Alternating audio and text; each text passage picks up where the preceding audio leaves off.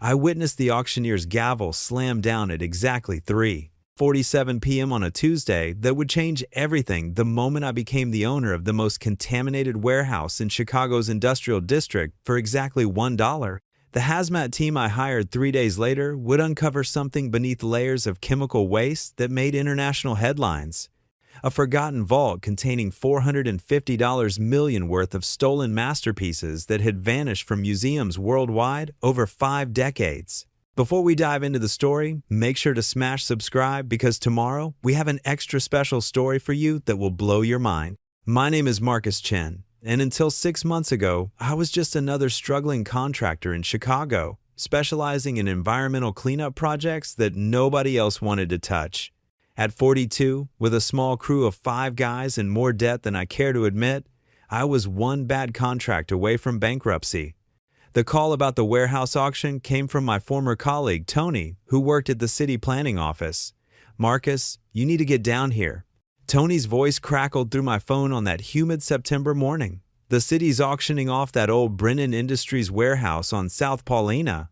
Starting bid is $1. I knew the property. Everyone in the environmental cleanup business knew about it. The Brennan warehouse had been abandoned since 1987 when the EPA shut it down for massive chemical violations. For 35 years, it sat there like a cancer on the industrial landscape, too expensive for anyone to remediate, too toxic for the city to touch without massive liability issues. Why would I want that nightmare? I asked, watching my crew load equipment for our current job, cleaning up a small oil spill at a local garage.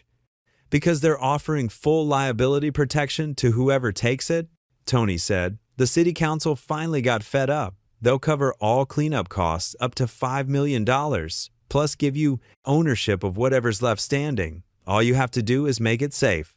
My rational mind screamed warnings. The Brennan warehouse was a 40,000 square foot monster of corroding metal and crumbling concrete, surrounded by a chain link fence decorated with biohazard warnings in 3 languages. Local urban explorers called it the Toxic Temple, and even they wouldn't go near it. But $5 million in cleanup funds with no liability? For a contractor drowning in equipment loans and payroll pressure, it was like someone offering a lifeline made of barbed wire dangerous to grab, but possibly the only thing that could pull me out. I arrived at the auction 15 minutes before it started. The courthouse basement room smelled of burnt coffee and disappointment, filled with maybe 12 people total. Most were reporters, there to document what the Tribune had called the city's last-ditch chemical gamble. The only other serious bidder was Richard Holbrook from Holbrook Demolition, a man who'd built his fortune on tearing down what others had abandoned. "Chen?" Holbrook nodded as I sat 2 rows behind him. "Didn't think environmental cleanup paid enough for you to play with the big boys." "Just curious," I lied, my palms sweating as I gripped the bidding paddle they'd given me at registration. The auctioneer, a thin man named Walsh, who looked like he'd rather be anywhere else, cleared his throat. "Lot 447, the former Brennan Industries warehouse at 4557 South Paulina Street. Due to the unique circumstances of this property, bidding will start at $1. "Do I have $1? Holbrook raised his paddle immediately. I waited, my heart hammering against my ribs like a caged animal. $1 from bidder 7? "Do I have 2? My hand moved almost involuntarily. $2. Holbrook turned, his expression shifting from amused to annoyed. We went back and forth. $3, 4, 5. At $10, Holbrook stood up. $100, he announced, his voice carrying the weight of someone used to getting what he wanted. The room fell silent. $100 was still nothing for a property that size, but it established dominance. It said, "I'm serious, and you're not."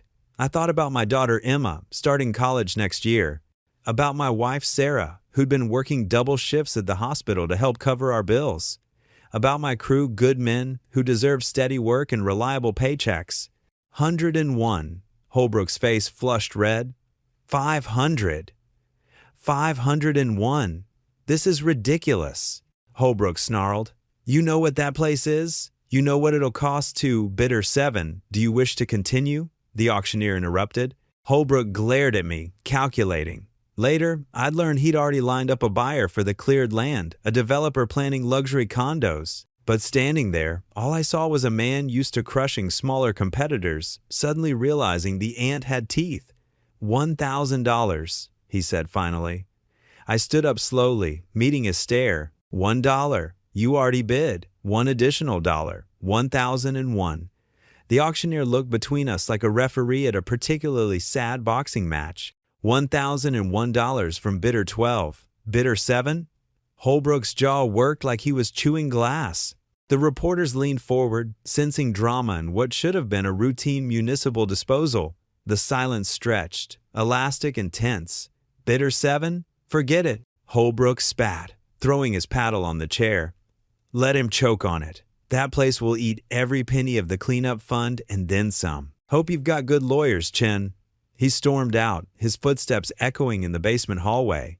The auctioneer waited a respectful beat before continuing. $1,001. Going once, going twice. Sold to bidder 12.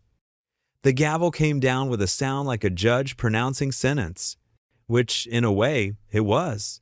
The next 3 weeks were a blur of paperwork, permits, and increasingly worried looks from Sarah as I explained what I'd done. The city was true to their word, the liability protection was ironclad, and the $5 million cleanup fund was real.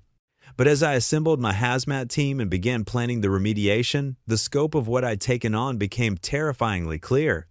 The warehouse had been used for everything industrial Chicago could throw at it since 1923. Paint manufacturing in the 20s, pesticide storage in the 40s, chemical processing in the 60s. By the time Brennan Industries took over in 1975, the building was already a toxic layer cake of industrial sins. They'd just added the frosting illegal waste disposal that turned the basement into a chemical soup that could strip paint just from the fumes. "You sure about this, boss?" asked James, my lead foreman, as we stood outside the fence on our first official day. He was suited up in full hazmat gear, looking like an astronaut about to explore an alien planet, which wasn't far from the truth. "No," I admitted, checking the seal on my own respirator. "But we're here now." The first thing that hit us was the smell. Even through the protective gear, it was overwhelming, a mixture of rotting eggs, burnt plastic, and something sickeningly sweet that made your teeth ache. The main floor was a maze of rusted barrels, some still weeping unknown chemicals onto concrete so stained it looked like modern art. We worked methodically, cataloging hazards, taking samples, mapping contamination zones. Every day brought new nightmares: asbestos in the walls, lead paint so thick it peeled off in sheets, mercury pooled in low spots like silver blood. The basement was worse, flooded with 2 feet of water that tested positive for everything the EPA had a limit for, and several things they didn't. By the end of the second week, we'd burned through almost $1 million of the cleanup fund just on safety equipment and waste transport. Holbrook's prediction was starting to look optimistic. "Marcus," Sarah said one evening, finding me at the kitchen table, surrounded by contamination reports and cost projections. "The kids are asking why you're never home anymore." I looked up at her, seeing the worry lines that hadn't been there 6 months ago. "I'm doing this for them, for us." "Are you? Or are you doing it to prove something?" I didn't have a good answer. Maybe it was both. Maybe it was neither. All I knew was that I'd grabbed the barbed wire lifeline, and now I had to climb. The breakthrough came, ironically, from a mistake. We were 3 weeks into cleanup when James called me from the warehouse, his voice strange over the radio. "Boss, you need to see this. Bring the good camera." I found him in the northeast corner of the building, where we'd been removing a particularly nasty collection of chemical drums. One had been heavier than expected, and when they'd moved it, the forklift had punched through what we'd thought was solid concrete floor. "Look," James said, shining his flashlight into the hole. Instead of dirt or more concrete, the light revealed metal, a surface that looked suspiciously like a door. "Is that?" "A hatch," James confirmed. "Probably an old sub-basement. Wasn't on any of the blueprints." My first thought was, great, more contamination to clean. My second thought was, why wasn't this on the blueprints? We spent the rest of the day carefully excavating around the hatch. It was massive, 8 feet square, made of steel that had somehow resisted decades of chemical assault. No rust, no corrosion. Just smooth metal with what looked like a combination lock built into the surface. "That's not 1,920 seconds construction," observed Paula, our hazmat specialist. "That steel looks modern, specialized." I ran my gloved hand over the surface, feeling the quality of the metalwork. This wasn't standard industrial construction. This was something else. "Can we open it?" I asked. "Shouldn't we report this to the city first?" James suggested. I thought about it. The smart move was to call it in, let the bureaucrats handle it. But something about the hatch called to me. The same instinct that had made me bid $1,001 whispered that this was important. "Let's at least see if we can get it open," I decided. "Document everything. If there's anything dangerous, we seal it back up and call it in."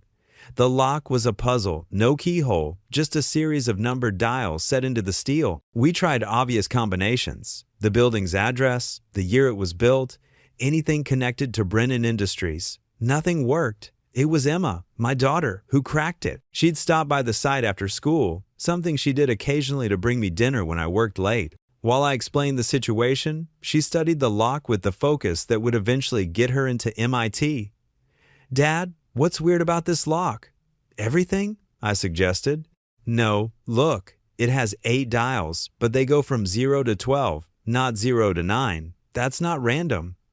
She was right. Each dial had 13 positions, numbered 0 through 12. "So?" James asked. "So it's not meant for a normal number. It's meant for something with 12s. Like months?" I breathed. "It's meant for dates." Emma nodded, already thinking. 8 dials, so 4 pairs. Month and day, repeated twice. But what dates? We tried every significant date we could think of related to the building, the company, the owners. Nothing. Then Paula, who'd been reviewing the contamination reports, looked up suddenly. "Try 1215, 1215. "Why?" I asked. "December 15th. It appears in 3 different inspection reports as the date Brennan Industries always scheduled their equipment maintenance. Except the inspectors noted they could never actually access the building on those dates. Company holiday, they were told. I spun the dials. 1215, 1215. The lock clicked. We all stepped back as I gripped the handle. 3 weeks of toxic cleanup had prepared us for a lot, but none of us were ready for what lay beneath that hatch. The steel door swung up on hidden counterweights, smooth as silk despite decades of disuse. Our flashlights revealed a staircase descending into darkness, but these weren't rough industrial steps.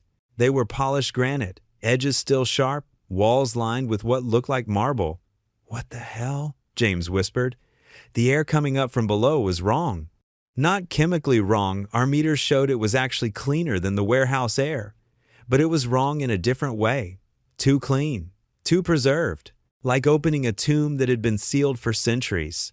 "I'll go first," I said, ignoring the chorus of protests. "The rest of you stay here.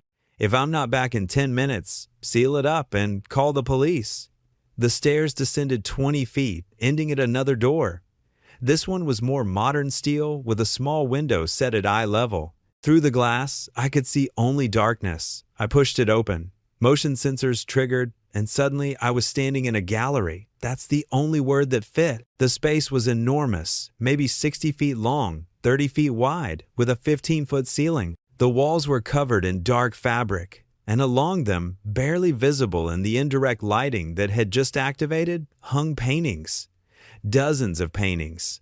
I moved into the room like a sleepwalker, my hazmat suit suddenly feeling ridiculous in this pristine space. The paintings were museum quality. I knew that instinctively, even though art had never been my thing. Oil paintings in ornate frames, portraits and landscapes, and abstract pieces that seemed to pulse with life, even in the dim light. A nameplate caught my eye. Portrait of a lady in blue. It read, Johannes Vermeer, c. 1665. Vermeer. Even I knew that name. My hands shook as I pulled out my phone, Googling frantically.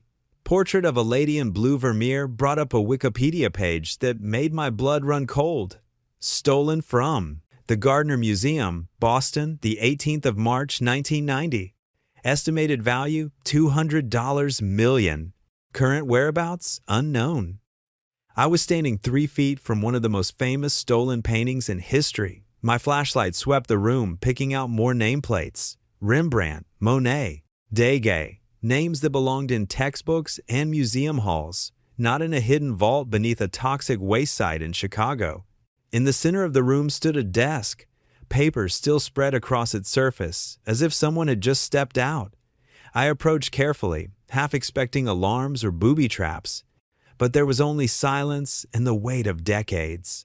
The papers were records, detailed, meticulous records of acquisitions, each painting logged with date of procurement, previous location, and estimated value.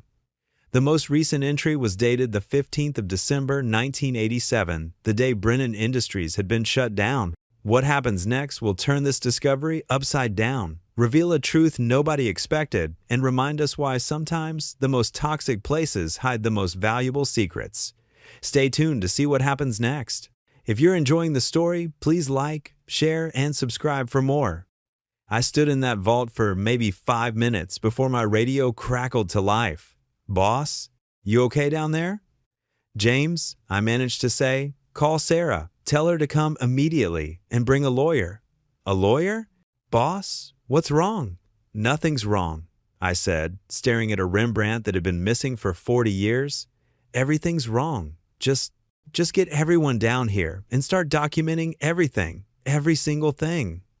As my team descended into the vault, their reactions ranged from stunned silence to outright disbelief. Paula, who had a minor in art history, actually fell to her knees in front of a Caravaggio that had supposedly been destroyed in World War II. "This is impossible," she whispered. "The martyrdom of Street Sebastian. It was confirmed destroyed in the Dresden bombing. There are photos of the ruins."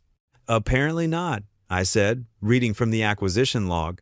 "Says here it was retrieved from private collection, Berlin, 1946. Someone knew it survived and grabbed it." "Marcus," James said slowly, "do you have any idea what we're standing in? This isn't just art theft. This is history. These are things the world thinks are gone forever." I knew. The weight of it was crushing. We'd come to clean up chemical waste and stumbled into what might be the greatest art find in modern history. The legal implications alone made my head spin. Sarah arrived within an hour, along with Tom Harrison, a lawyer friend who specialized in property law. Tom took one look around the vault and immediately made 3 phone calls. To his partner who handled criminal law, to a contact at the FBI, and to his wife to tell her he wouldn't be home for dinner, or possibly for the next several weeks. "Nobody touches anything else," Tom commanded. "This is a crime scene. Technically, it's been a crime scene for 30-plus years, but it's about to become a very active one." "But I own the building," I protested. "The city gave me clear title." "You own the building," Tom agreed. "Whether you own what's in it is going to be a very complicated question.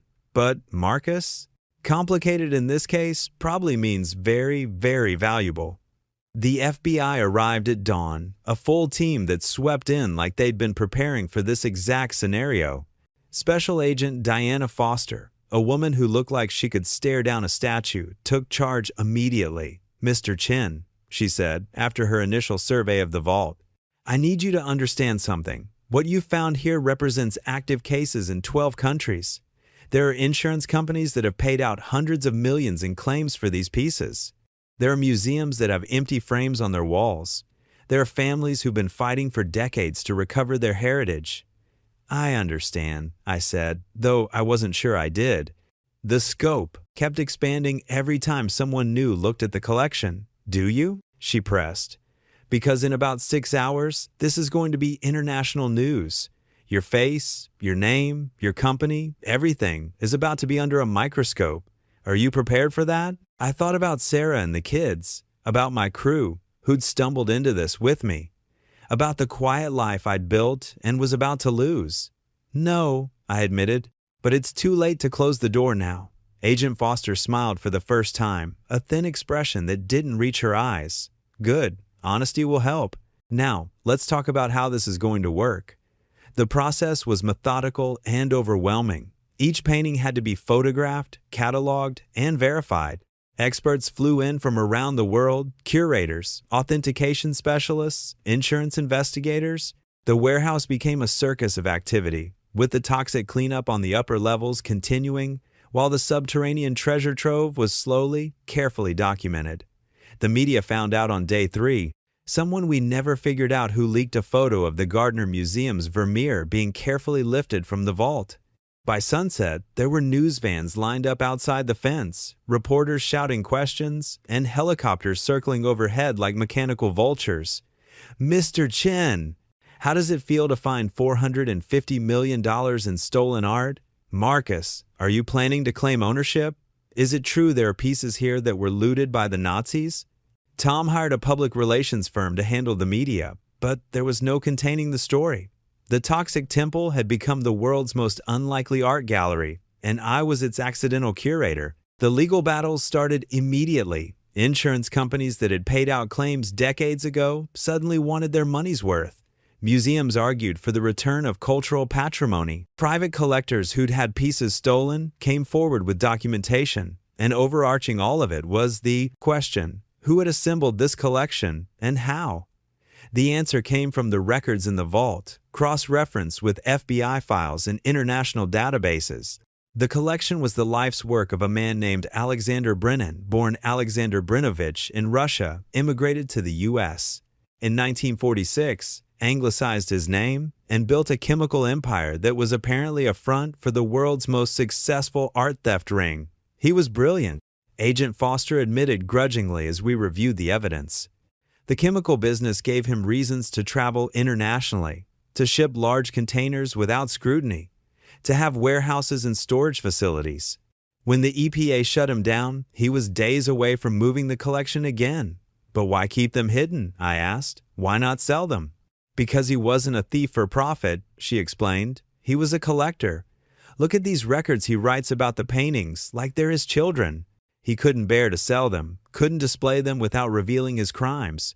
So he built this vault and visited them in secret. Like a dragon with its hoard, Sarah murmured.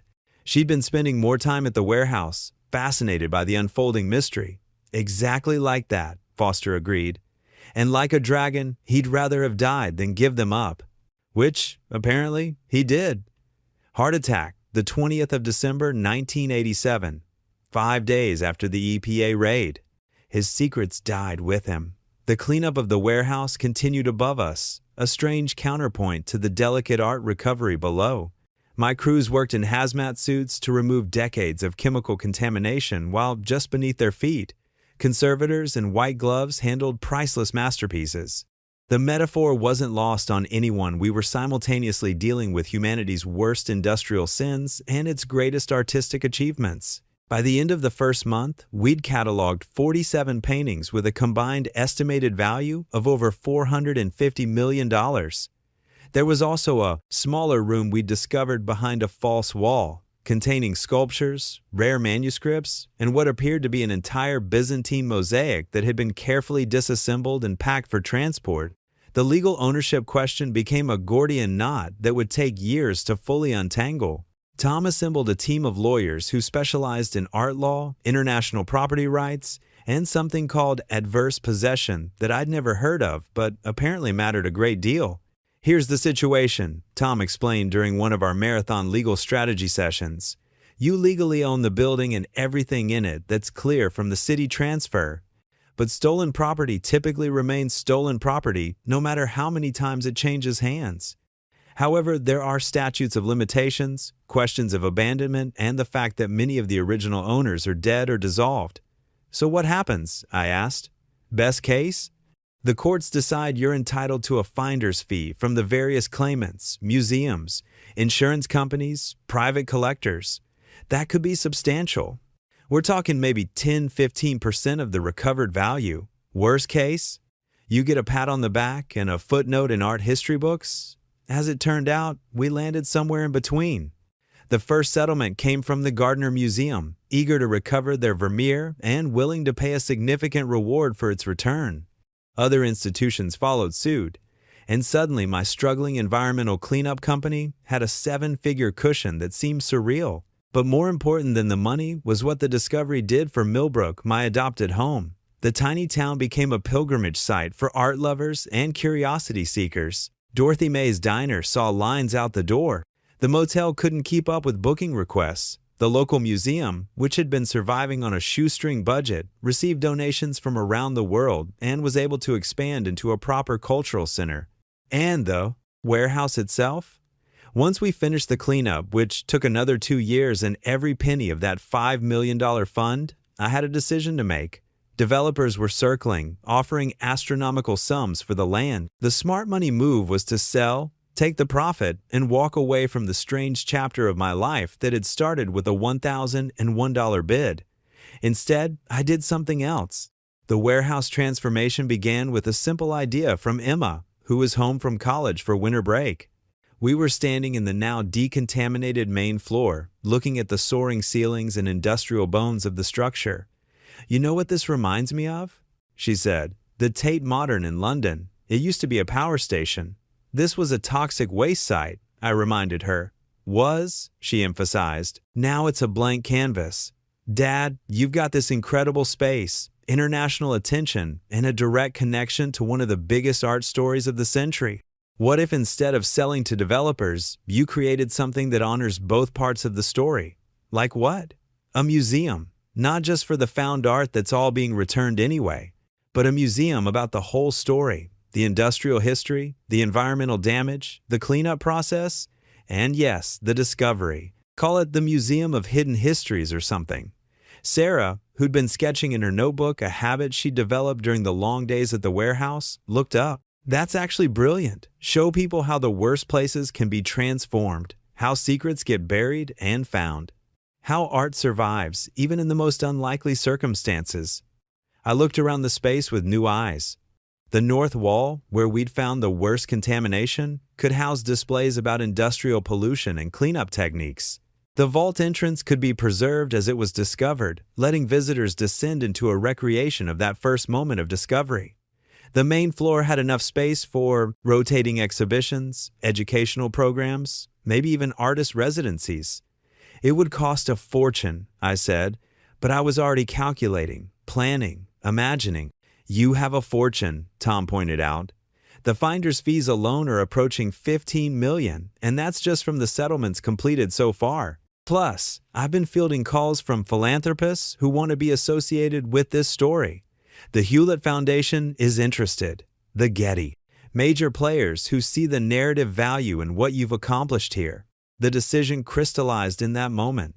The warehouse had been many things: a paint factory, a chemical dump, a secret vault, a crime scene. Now it would be something else, a testament to transformation. The next 2 years were a whirlwind of construction, negotiation, and discovery. We hired Rosa Martinez, a renowned museum designer who'd worked on projects around the world. She understood immediately what we were trying to create. "It's not just about displaying artifacts," she said during our first planning meeting. "It's about telling intersecting stories. The industrial story, the environmental story, the art story, and ultimately the human story of how all these elements came together." We preserved as much of the original structure as possible. The steel beams that had supported chemical tanks now supported elevated walkways. The loading docks became entrance portals. The vault remained exactly as we'd found it, though now climate-controlled and properly lit, with reproductions of the discovered artworks in their original positions. The process wasn't without complications. Some community members opposed glorifying a site of environmental crimes. Former Brennan Industries workers came forward with stories of illegal dumping they'd been forced to participate in, adding dark chapters to our narrative. We incorporated it all, refusing to whitewash the history. "You can't have redemption without acknowledging the sins," Rosa said, and it became our unofficial motto. The legal battles continued even as construction progressed. A particularly complex case involved a Monet that had been stolen from a Jewish family in Paris in 1941. Their descendants, scattered across 3 continents, had to be located and agreements negotiated. Each painting had its own story of loss and recovery, and we decided to make those stories part of the exhibition. My crew, the men who'd suited up in hazmat gear and descended into toxic hell with me, became unexpected partners in the museum project. James supervised the construction, his knowledge of the building's every corner invaluable. Paula, with her art history background, joined the curatorial team. Even our Hazmat gear found its way into the exhibition, displayed alongside Renaissance paintings to show the strange journey of discovery. The financial complexity grew beyond anything I could have imagined. Tom brought in specialists in nonprofit law, and we established the Brennan Warehouse Foundation with a mission to educate about industrial history, environmental responsibility, and art preservation. Major donations flowed in, particularly after a 60-minute segment that featured our story. But it wasn't all smooth sailing. Holbrook, the demolition contractor I'd outbid, filed a lawsuit claiming I'd had insider information about the vault. It was baseless. Nobody had known about the art, but it dragged through courts for months before being dismissed. There were also attempts to rob the site during construction, protests from radical environmental groups who thought we were glorifying pollution, and constant media scrutiny that made normal life impossible. I signed up to be married to a contractor, not a celebrity. Sarah told me one evening after a particularly intrusive photographer had followed our family to dinner. "I'm sorry," I said, meaning it. "I never imagined." "I know," she interrupted, "and I'm not really complaining. It's just adjustment. The kids are handling it better than I am, honestly."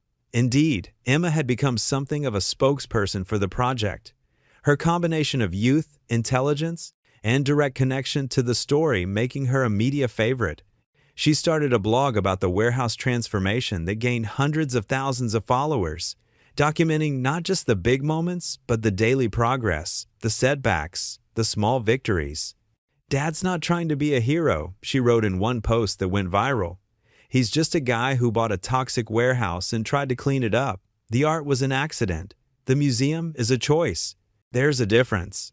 The discovery also changed our relationship with Millbrook. The town that had taken us in during our darkest moment now found itself in the international spotlight. Tour buses arrived daily, property values increased, new businesses opened to cater to visitors. The economic impact was transformative, but also disruptive. Dorothy May, ever practical, expanded her diner and hired more staff but refused to change her menu or raise prices for locals. "I'm not going to price out the people who kept me in business all these years just because we're famous now," she declared. Frank, who'd been instrumental in bringing us to Millbrook, became an unofficial town historian, giving tours that wove together the warehouse story with broader local history. His mother, despite her advancing dementia, seemed to brighten during these storytelling sessions, sometimes adding details about the town's past that nobody else remembered. The art world connections opened unexpected doors. I found myself invited to gallery openings, museum galas, and cultural conferences. A kid from Chicago's South Side who'd started a cleanup company with borrowed money was suddenly discussing preservation techniques with curators from the Louvre. One particularly surreal evening, I sat at a fundraising dinner between a billionaire collector and a famous artist whose work sold for millions. They peppered me with questions about the discovery, the moment of realization, the feeling of standing among masterpieces in a toxic vault. "It must have been like finding Tutankhamun's tomb," the artist suggested. "No," I corrected. "It was like finding Tutankhamun's tomb in a nuclear waste site. The contrast was everything. Beauty in the midst of poison, art surviving where life couldn't. That contrast became central to the museum's design." Visitors would journey through exhibits on industrial Chicago, see the environmental damage caused by decades of chemical processing, learn about modern cleanup techniques, and then descend into the vault to discover how something beautiful had been hidden among the horror. We included interactive elements that Emma suggested, a simulation of hazmat cleanup procedures, a chemistry lab where visitors could test contaminated water, and an art restoration station where they could try their hand at conservation techniques. The goal was to make every visitor part of the story, not just observers. The grand opening was scheduled for exactly 3 years after I'd won the auction. In the weeks leading up to it, I often found myself alone in the museum after hours, walking through the spaces we'd created, remembering the fear and uncertainty of those first days. The vault had been perfectly preserved, but was now accessible to all. We'd installed a glass floor over sections so visitors could see the original structure below. The paintings, all reproductions now, the originals returned to their rightful owners, hung exactly as Alexander Brennan had placed them, each with a plaque telling its story of theft, concealment, and recovery. One evening, Sarah found me sitting on the original desk that still occupied the center of the vault. She sat beside me, our shoulders touching, looking around at the space that had changed our lives. "Any regrets?" she asked. "About the warehouse?" "No." "About what it cost us in privacy and normal life?" "Sometimes." "The kids are proud of you. I'm proud of you. I just cleaned up a mess and got lucky," I protested. "No," she said firmly. "You took a chance when everyone said you were crazy. You did the right thing when you could have grabbed the money and run. You built something meaningful from something poisonous. That's not luck. That's character." Agent Foster, who'd become an unlikely friend through the years of legal proceedings, attended the opening. She pulled me aside during the reception. "You know, we're still finding pieces from Brennan's network," she said. "Every few months, something surfaces in an auction or estate sale that traces back to his operation. The museum has become a resource for us, a way to understand his methods." "Glad we could help," I said. "It's more than that," she continued. "You've created a template for what to do when we find these hidden collections, not just legally, but ethically. How to balance the claims of ownership with public good. The Brennan Museum model, we're calling it internally." The opening was a success beyond anything we'd imagined. Over 1,000 people attended, including representatives from museums worldwide, environmental activists, art lovers, and locals who just wanted to see what all the fuss was about. The mayor of Chicago cut the ribbon, noting that the city's gamble on selling the toxic site for $1 had paid off in ways nobody could have predicted. But the moment that stayed with me was quieter. It came after the crowds had gone, when just family and close friends remained. Ivy and Finn, Jasper's children who'd become regular visitors, were racing through the exhibits with the fearlessness of youth. Dorothy May was explaining to Frank's mother how she'd known I was the right person for the warehouse from the moment I'd walked into her diner. I stood with Emma, watching her little cousins play among millions of dollars worth of art reproductions in a former toxic waste site. "You did good, Dad," she said simply. "We all did," I replied, and meant it. The warehouse had been transformed not by one person, but by a community of people who'd seen possibility where others saw only problems. As the evening wound down and we prepared to lock up the museum for the night, I made one last walk through the exhibits. From the industrial history section with its stark black and white photographs to the environmental remediation display with its hopeful message of restoration, from the crime story of Brennan's theft ring to the triumph of art's recovery, it all told a single narrative about the complexity of human achievement and failure, creation and destruction, poison and beauty. The warehouse stood as proof that the worst places could hide the best surprises, that toxic ground could be reclaimed, and that sometimes bidding $1,001 on a derelict building could change not just your own life, but the lives of everyone around you. Outside, the Chicago skyline glittered in the distance, the city that had produced both the industrial poison and the industrial wealth that created our strange story. The museum would open to the public tomorrow, beginning its new life as an educational center, a community gathering place, and a reminder that transformation was always possible, even in the most unlikely circumstances. I locked the door, set the alarm, and walked to my car where Sarah waited. Tomorrow would bring new challenges. Running a museum was different from running a cleanup company, but tonight, we'd celebrate the end of one chapter and the beginning of another. "Ready to go home?" Sarah asked as I slid into the passenger seat. "Yeah," I said, taking one last look at the building that had changed everything. "Let's go home." The drive back to Millbrook was quiet, both of us lost in thought about the journey that had brought us here. 3 years ago, I'd been a desperate contractor making a desperate bid. Now I was a museum founder, an accidental art expert, and a man who'd learned that sometimes the most toxic investments could yield the most beautiful returns. As we crossed into Millbrook, the familiar sights welcomed us. Dorothy May's diner with its warm lights, the town square where Frank gave us history tours, the small house we'd bought with the first settlement check. It wasn't the life we'd planned, but it was the life we'd built from the strange gift of a poisoned warehouse and the courage to bid $1 more than seemed sensible. The museum would tell its stories to thousands of visitors in the years to come. But for those of us who'd lived it, who'd suited up in hazmat gear and descended into the unknown, who'd fought legal battles and construction delays and public scrutiny, The real story was simpler. Sometimes you have to clear away the poison to find the beauty underneath, and sometimes the clearing itself becomes the most beautiful part of all.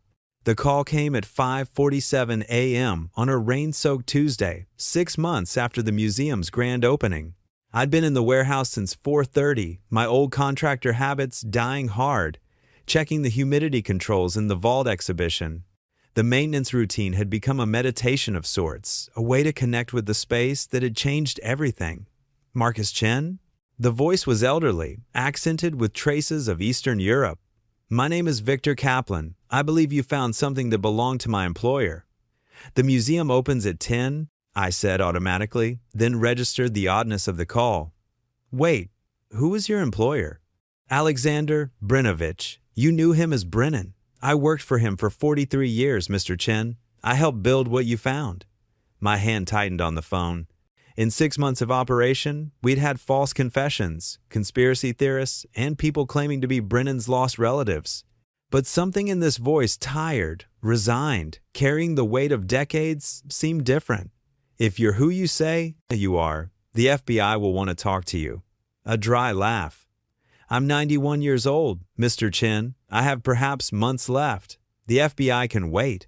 But there are things you should know. Things about the warehouse, about what you haven't found yet. What haven't we found?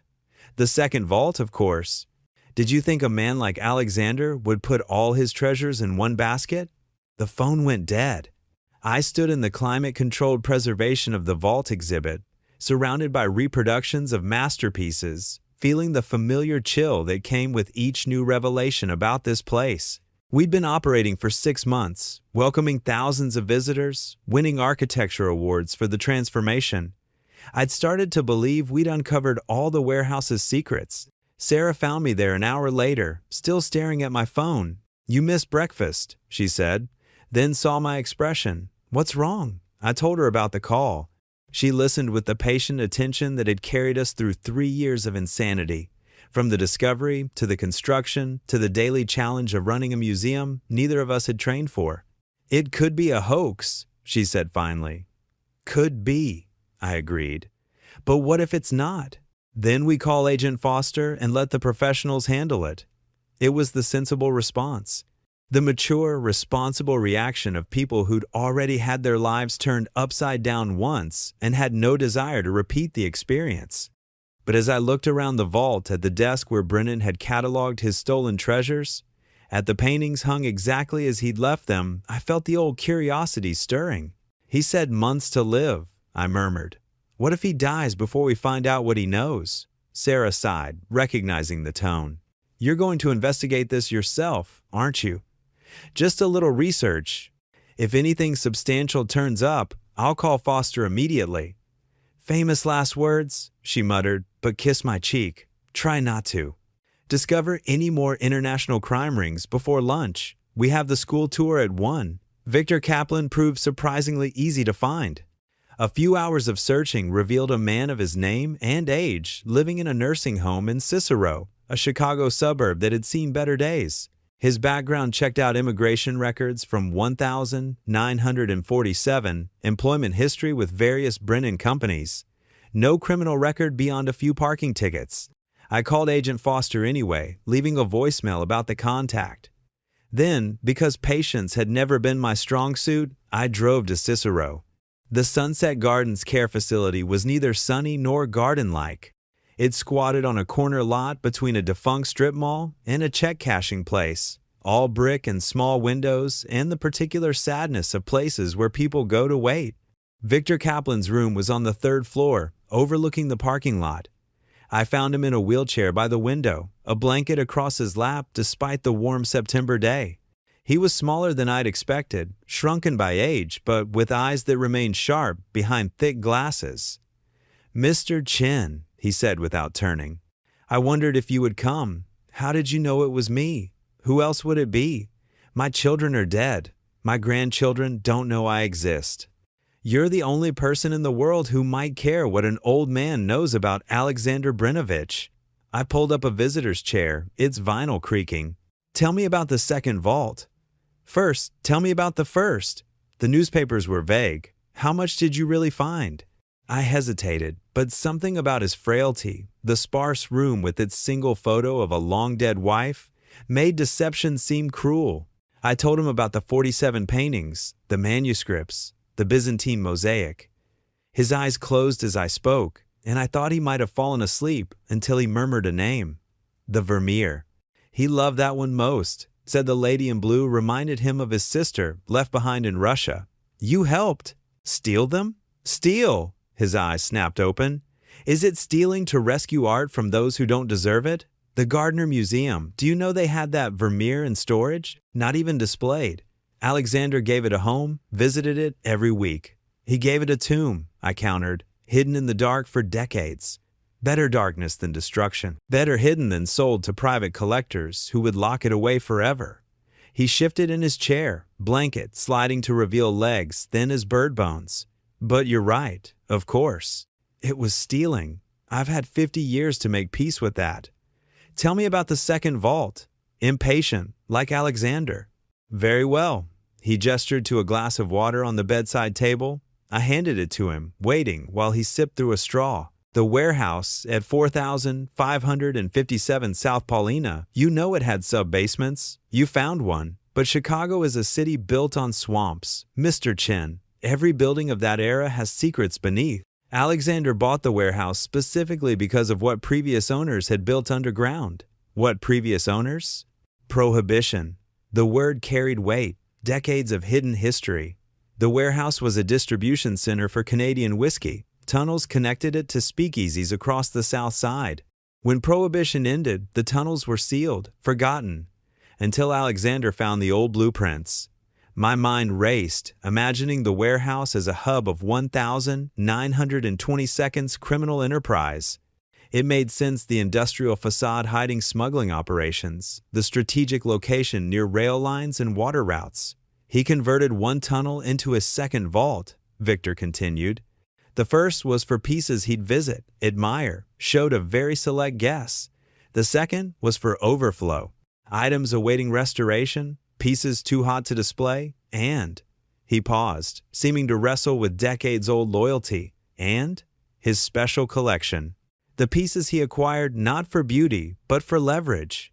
Leverage? Alexander understood. That art was power. A stolen painting could be many things, a beautiful object, certainly, but also blackmail material if the right person wanted it badly enough.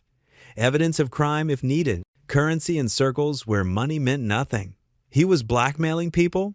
Not actively. Think of it as insurance. Files on where each piece came from, who helped acquire it, which museum directors looked the other way, which collectors bought items they knew were stolen, all stored with the special collection as protection. The implications made my stomach turn. We'd portrayed Brennan as an obsessed collector in our museum narrative. This painted him as something darker, a criminal mastermind using beauty as a weapon.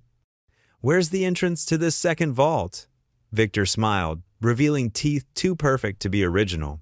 First, understand what you're asking. The second vault isn't like the first. No climate control, no careful preservation, 50 years of Chicago weather, seeping water, rats. If anything survives, it will be damaged. Where? I repeated. The northwest corner of the main floor. What did you install there?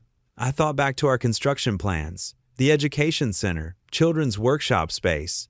How appropriate. Look for a brass plate in the floor, probably covered by your new flooring. It will say Chicago Municipal Water District. It's fake. Alexander had it made to discourage investigation. Beneath it, a ladder descending to the tunnel. Why are you telling me this? He turned from the window then, studying me with those sharp eyes. I read about your museum, what you've done with Alexander's legacy. He would have hated it, the exposure, the return of his treasures, the public trampling through his sanctuary. But perhaps that's why it feels right. Time to drag all secrets into the light. Or you could be sending me into a death trap. True, he seemed amused by the possibility, but you'll go anyway. You're like him in that way. The curiosity is stronger than the caution. I wanted to deny it, but we both knew he was right. I'd been planning the exploration since he'd mentioned the brass plate. One more thing, Victor said as I stood to leave.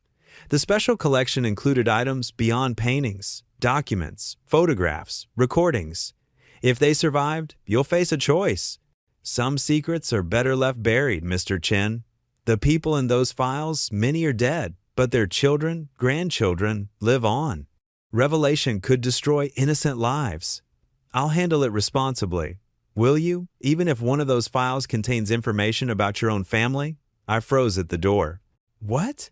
But Victor had closed his eyes, dismissing me with the imperious gesture of someone who'd said all they intended to say. The drive back to the museum passed in a blur of speculation. My family had no connection to Chicago crime, no history that would intersect with Brennan's world. Victor was playing games, adding drama to ensure I'd investigate. It had to be manipulation, but the seed was planted. I arrived to find the museum bustling with a school group, third graders wide-eyed at the hazmat suit display. Emma was home from MIT for fall break, helping with tours, her enthusiasm infectious as she explained how we'd cleaned thousands of gallons of toxic waste. And then my dad found the secret door, she told the children, who gasped appreciatively. Like a real-life treasure hunt, except the treasure was hidden under poison. I watched her, thinking about secrets and revelations, about the choices we make to protect the ones we love. Would I want to know if my family harbored dark secrets? Would Emma? That evening, after the museum closed, I gathered my core team in the education center. James, my foreman who'd become facilities manager, Paula, who'd parlayed her hazmat experience and art history minor into a curator position, Tom Harrison, our lawyer who'd shepherded us through 3 years of legal complexity.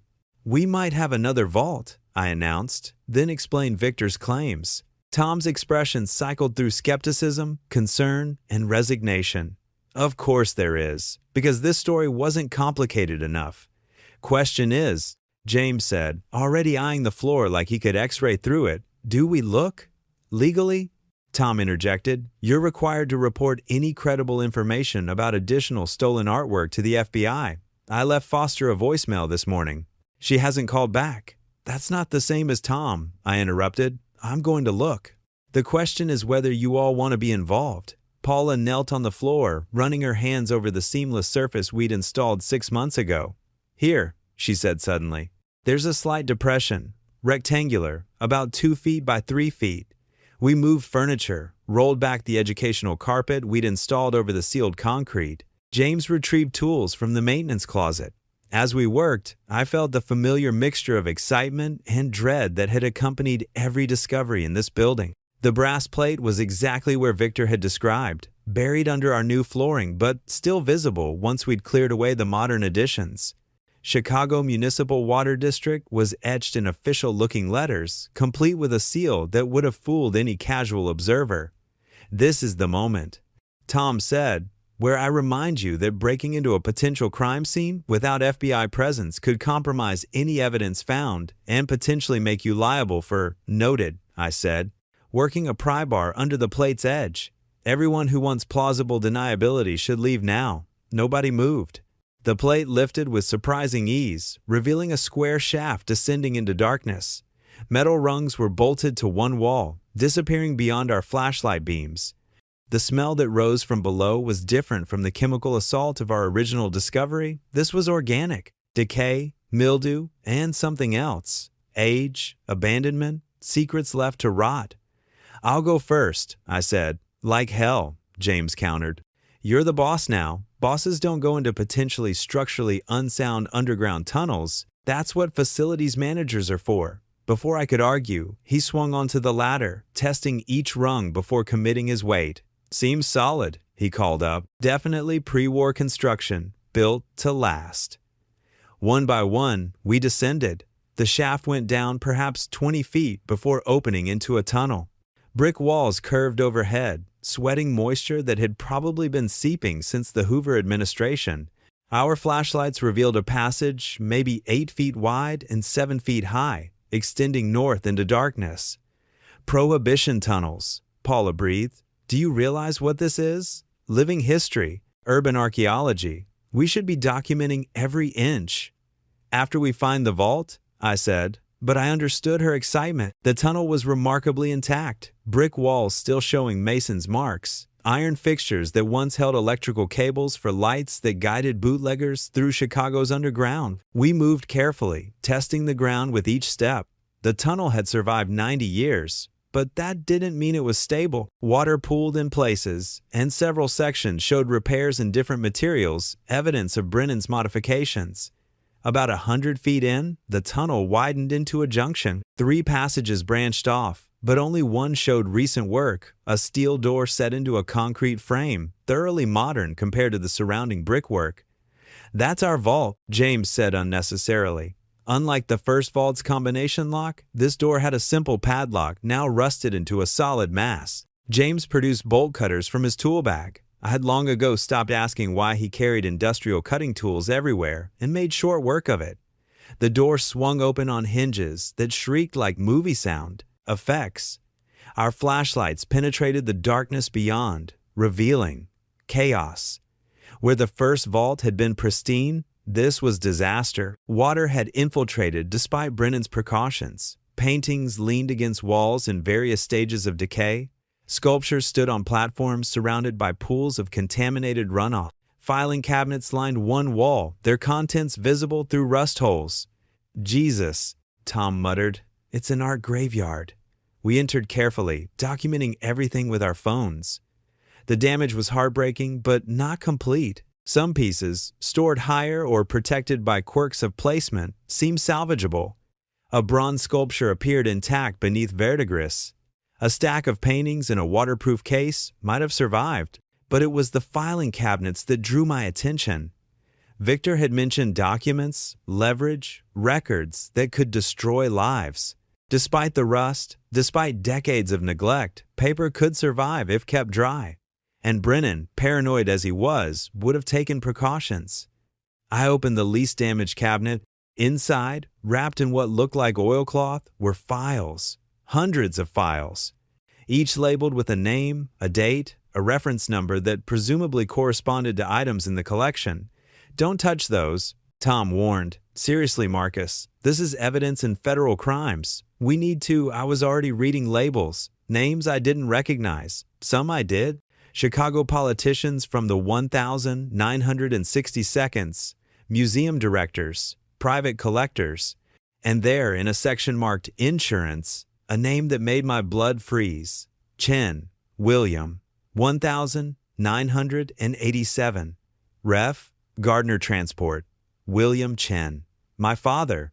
My hand shook as I pulled the file. Inside, protected by plastic sleeves, were shipping manifests, photographs, and a handwritten note in what I recognized from the first vault as Brennan's careful script. William Chen proved invaluable in the Gardner acquisition. His position with the shipping company allowed modification of manifests without question. Payment made through usual channels. Note: Chen, unaware of ultimate purpose, believes he was facilitating standard gray market antiquities trade. Useful asset for future operations, maintain ignorance of true nature. The words blurred as I read them again. My father, dead 15 years, who I'd thought spent his life as a middle manager at a shipping company, had helped transport the stolen Gardner Museum paintings. Unknowingly, according to Brennan, but involved nonetheless. "Marcus?" Paula's voice seemed to come from very far away. "You okay?" I handed her the file wordlessly. She read it, her expression shifting from curiosity to horror to sympathy. "He didn't know," she said firmly. "It says right here he thought it was standard antiquities, maybe technically illegal, but not this." "Does it matter?" I asked. "My father helped steal some of the most famous paintings in history. I found them. I returned them. I built a museum on the profits." I laughed, the sound bitter in the moldering vault. Victor was right. Some secrets should stay buried. "No," Tom said, reading over Paula's shoulder. "This actually explains something that puzzled the FBI, how Brennan moved the painting so quickly after the Gardner theft. Your father wasn't a criminal, Marcus. He was a guy doing side work who got manipulated by a master criminal." I wanted to believe it. The note did suggest my father's ignorance. But doubt crept in. Had he really not suspected? Had he chosen not to know? And what did it mean that I'd accidentally uncovered and profited from crimes he'd unknowingly aided? "We need to document everything and get out," James said practically. This structure isn't stable, and we've been down here too long. Save the existential crisis for above ground." He was right. We spent another hour photographing everything, creating a rough inventory of what remained in the second vault. The art was mostly beyond saving water, and time had done what the chemicals upstairs hadn't. But the files were largely intact, a treasure trove of information about decades of art crime. We emerged from the education center floor like miners returning from a deep shaft, filthy and exhausted and burdened with knowledge we weren't sure we wanted.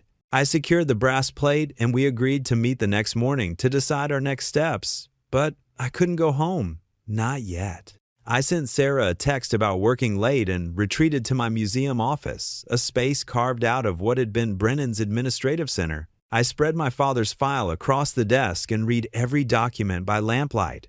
The story emerged in shipping records and careful notes. William Chen, logistics coordinator for Fairweather Shipping, had been approached in 1989 about moving delicate artwork with customs complications. The pay was extraordinary, more than his annual salary for a few nights' work. He'd modified manifests, arranged for containers to bypass normal inspections, ensured certain crates were loaded onto specific trucks. All the paperwork looked legitimate. As far as my father knew, he was helping wealthy collectors avoid import taxes, not receiving stolen masterpieces. Brennan's notes praised his efficiency and recommended him for future operations, though apparently those never materialized. My father left Fairweather Shipping in 1991, moving to a different company where he worked until retirement. I remembered him as quiet, hardworking, proud of putting 2 kids through college on a middle manager's salary.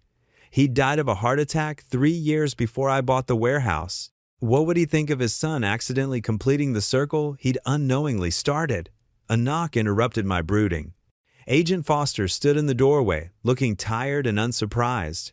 "Got your voicemail?" she said.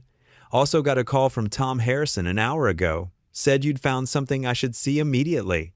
"Tom called you? He's a good lawyer. Knows when. His client needs protection from their own discoveries." She entered the office, noting the spread files. "Is that what I think it is?" I nodded. Victor Kaplan was telling the truth. There's a second vault. It's full of damaged art and intact files documenting decades of crimes. I hesitated, then pushed my father's file across the desk, including this. Foster read it with professional detachment, occasionally making notes in a small pad. When she finished, she looked at me with something that might have been sympathy. "This must be difficult to process.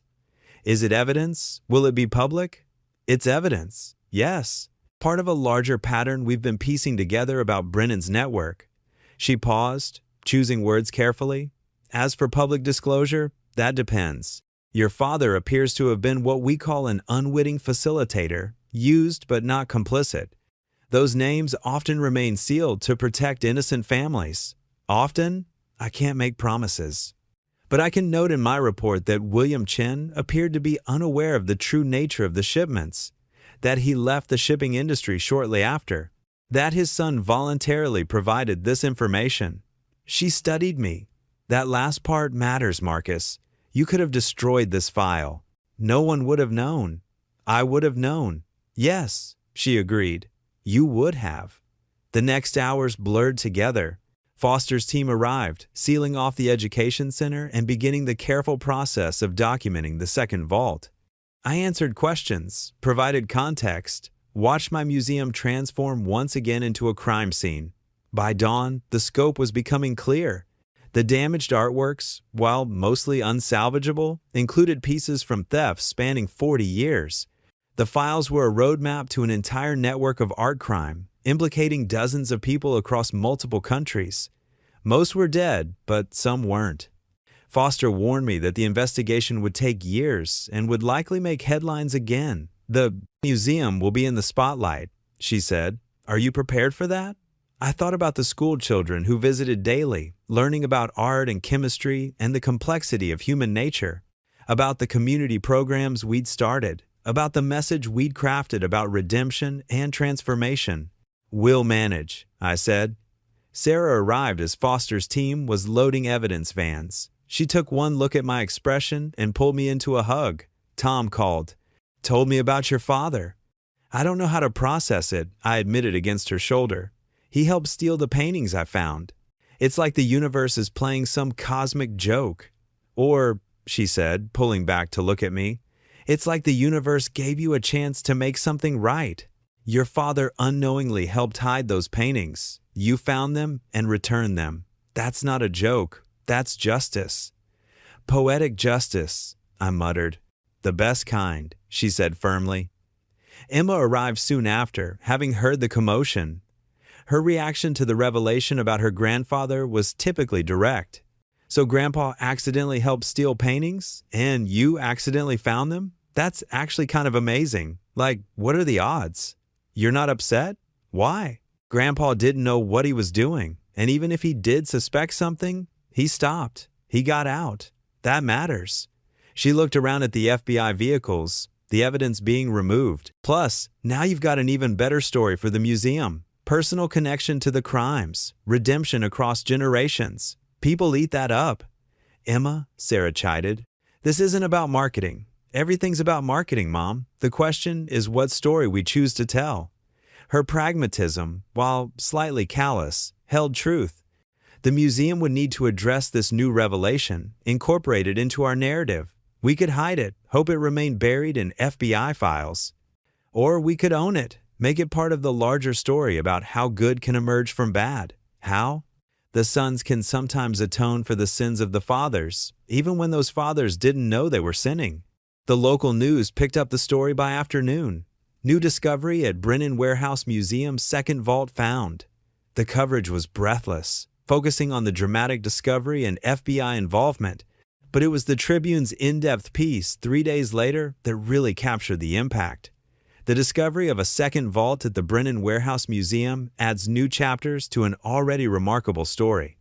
Among the revelations, dozens of previously unknown art thefts, a network of unwitting accomplices, and a personal connection that museum founder Marcus Chin calls devastating but necessary to confront. Chin's father, William, appears in the recovered files as someone who unknowingly aided in transporting stolen Gardner Museum pieces in 1990.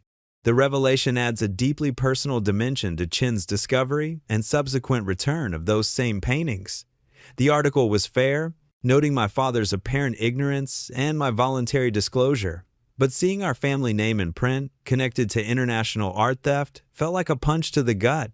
The community response surprised me. Dorothy May was the first to visit, bringing a peach cobbler and stern words.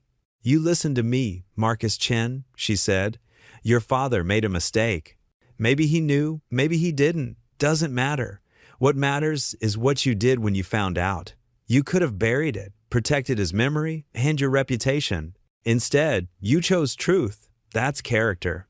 Frank came by with similar sentiments. "In Vietnam, I learned that sometimes good people do bad things, and bad people do good things. World's not as black and white as we'd like. Your dad was human. You're human. The warehouse is proof that even the worst mistakes can be transformed into something valuable." Even Victor Kaplan, when I visited him again to tell him about the discovery, seemed philosophical about the personal revelation. Alexander would have been amused, he said, the son undoing the father's work, then discovering the connection. He believed in fate, you know, thought the universe had patterns we couldn't see but could sometimes sense. Do you believe that? I believe, Victor said slowly, that we all have secrets. Things done in darkness that we hope never see light. Your father's secret is now illuminated. The question is, does it change who he was to you? I thought about it during the drive back, during sleepless nights, during meetings, about how to address this in our museum narrative. Who was William Chin? A man who'd worked hard, loved his family, and made one significant error in judgment that haunted no one during his lifetime, but now echoed through mine. In the end, we decided on transparency. The museum created a new exhibit about the second vault discovery, including a section on the network of people Brennan had used. We told my father's story anonymized as Shipping Coordinator WC to protect living relatives while maintaining honesty about the connection. The exhibit opening drew massive crowds. People were fascinated by the layers of story, crime upon crime, discovery upon discovery, revelation upon revelation. But what resonated most, based on comment cards and feedback, was the human element. The guard who looked the other way, the secretary who didn't ask questions, the shipping coordinator who modified manifests. Ordinary people making choices that seemed small but contributed to something larger. It makes you think, one visitor wrote. What compromises do we make daily? What do we choose not to see? 6 months after the second vault discovery, we held a special event. Using new technology, conservators had managed to restore 3 paintings from the water-damaged collection. They would be returned to their rightful owners, but first, they would be displayed for 1 week in the museum, a resurrection story to complement our narrative of transformation. The opening was smaller than our grand opening 3 years ago. Family, close friends, the core team who'd lived through both discoveries. Victor Kaplan attended in a wheelchair, his health failing but his mind still sharp. Agent Foster came, having become an unlikely friend through years of investigation. Even Holbrook showed up, the demolition contractor I'd outbid, now a supporter who donated to our education programs. You know, he said, shaking my hand. I'm glad you got it for $1,001. I would have torn it all down, would have missed. All this. As the evening progressed, I found myself in the first vault, now perfectly climate-controlled and filled with reproduction paintings exactly as Brennan had hung them. The desk still sat in the center, his ledgers displayed under glass, documenting obsession and crime and the strange beauty that emerged from both. Emma joined me, now in her senior year at MIT, having switched her major to museum studies with a focus on conservation science. The warehouse had changed her trajectory as much as mine. No regrets? She asked, echoing her mother's question from 3 years ago. About the warehouse? No. About what we found? Sometimes. About what we've built from it? Never. Even the part about Grandpa? Especially that part, I said after consideration. It reminds me that we're all capable of compromise, that good people can make bad choices, that redemption sometimes takes generations. She nodded, understanding in a way that made me proud. So, what's next? We've found 2 vaults, returned stolen art, created a museum, confronted family history. Feels like the end of the story. Or the beginning of a new chapter, I suggested. The museum's established now. We've got education programs, community partnerships, international recognition. Time to figure out what we really want to do with this platform. What do you want to do?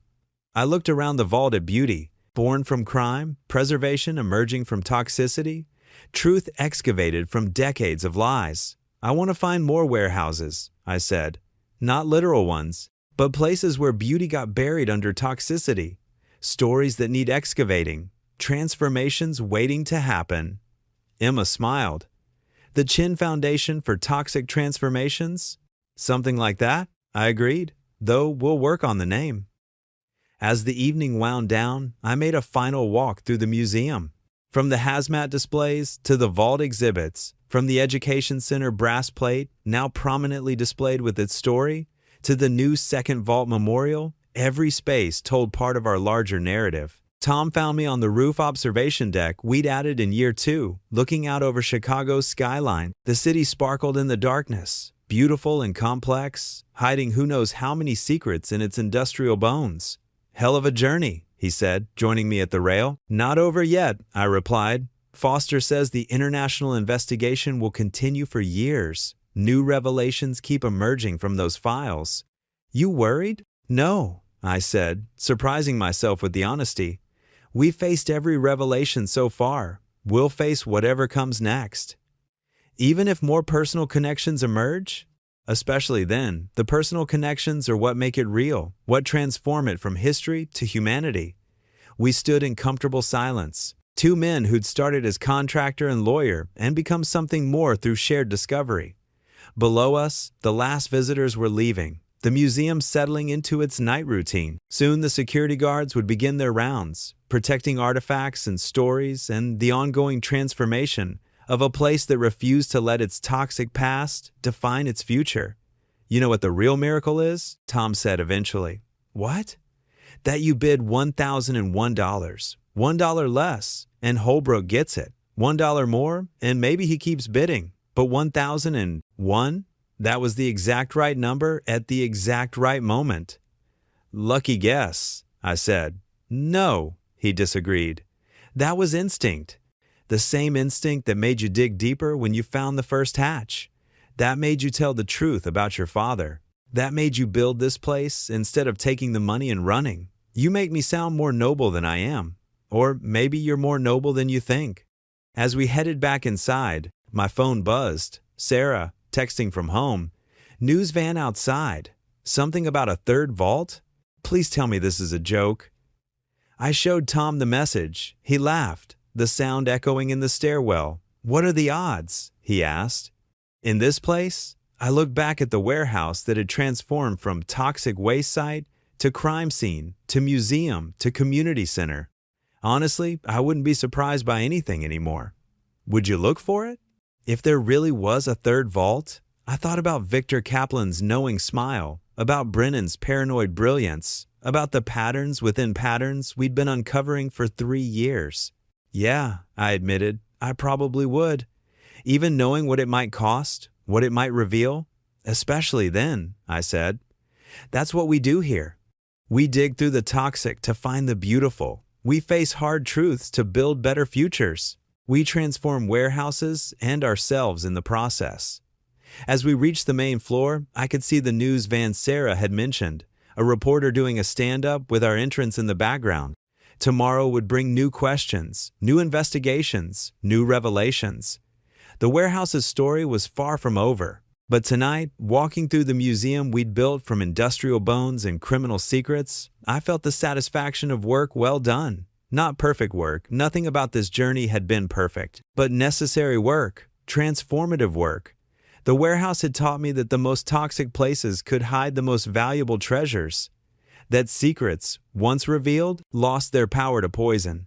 That sometimes the best way to honor the past was to transform it into something better. And if there was a third vault, well, we'd face that tomorrow. Tonight, I was going home to my family, to the life we'd built in the shadow of this strange and wonderful place. Tomorrow could bring its own discoveries. After all, I'd learned to appreciate the value of patient transformation, $1,001 at a time. The news van's speculation about a third vault turned out to be premature, a reporter's wishful thinking based on misinterpreted FBI chatter. But their presence that night marked the beginning of something else entirely. The warehouse's evolution from local curiosity to international phenomenon. Within 6 months, we'd hosted delegations from 12 countries, all wanting to understand how we'd transformed a toxic site into a thriving cultural center. It was during one such visit that everything changed again. Dr. Kenji Tanaka from Tokyo's National Museum arrived on a brutally cold February morning, 3.5 years after we'd opened. I met him at the entrance, watching him study our building with an intensity that seemed excessive even for a museum professional. Mr. Chen, he said after introductions, I must confess something. I am not here only to study your transformation methods. Oh, my grandfather was Hiroaki Tanaka. During World War II, he was forced to catalog art for the Japanese military. After the war, he spent decades trying to locate pieces that disappeared during occupation. He paused, choosing words carefully. Before he died, he told me about an American he'd corresponded with in the 1,960 seconds, a man who claimed to have information about missing Asian artifacts. Alexander Brennan, I said, you know this already? After 3 years of revelations, Dr. Tanaka, nothing surprises me. But we've found no Asian art in either vault. That, he said quietly, is because you haven't found where he displayed his most precious possessions. May I show you something? From his briefcase, he produced a yellowed envelope. Inside were photographs grainy, black and white, clearly taken in secret. They showed a room I didn't recognize, walls lined with what appeared to be Asian scrolls, ceramics, and paintings. But what made my pulse quicken was a detail in the corner of one photo, a distinctive brass plate in the floor, partially visible beneath a carpet edge. Your grandfather took these? No. They were sent to him anonymously in 1973, a year before his death. He believed they were from someone inside Brennan's organization, someone with conscience. Tanaka studied my face. The brass plate I've researched your building extensively. You have 2 such plates marking vault entrances. Had, I corrected. They're both displayed now as part of the exhibitions. But in your architectural surveys, there's a third space marked only as structural support. Northeast corner of the building, sub-basement level 3. I thought about the building plans I'd memorized over years of renovation. There was indeed an area we'd never accessed, deemed too structurally important to investigate. Our engineers had reinforced it from the outside, but never breached the walls. Even if you're right, I said, that area is load-bearing.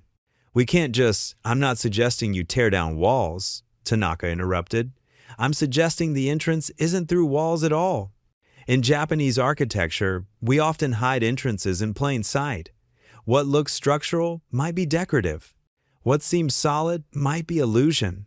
Sarah found us 3 hours later in the museum's mechanical room, surrounded by blueprints and Tanaka's photographs, trying to match architectural details across 5 decades of modifications. Should I ask why there's an international art expert crawling through our ventilation system? She said. Doctor, Tanaka thinks there's a third vault, I explained. One specifically, for Asian art, hidden differently than the others. Of course there is. She studied the photographs over my shoulder. Have you called Agent Foster?